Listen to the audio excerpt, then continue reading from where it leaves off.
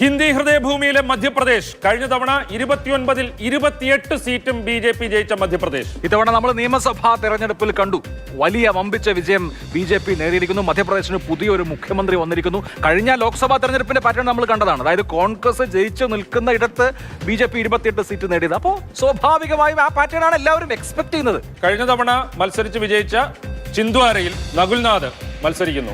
നകുൽനാഥ് ബി.ജെ.പിയിൽ പോകാൻ നിന്നതാണ്.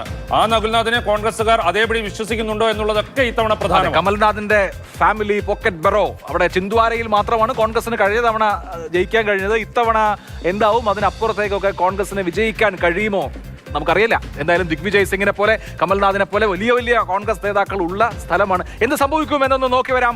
എന്താണ് മധ്യപ്രദേശ് പറയുന്നത്? മധ്യപ്രദേശിലെ ജനവിധി ഇതാ സ്ക്രീനിൽ.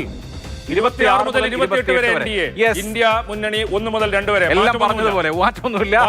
മധ്യപ്രദേശിൽ ബി.ജെ.പി. വീണ്ടും കഴിഞ്ഞ തവണത്തേതുപോലെയുള്ള ഒരു സ്വീപ്പിന് മധ്യപ്രദേശ് ബി.ജെ.പി. തൂത്തുവാരാൻ ഒരുങ്ങുന്നു എന്നാണ് പി മാർക്ക് മാതൃഭൂമി ന്യൂസ് അഭിപ്രായ സർവേ പറയുന്നത്.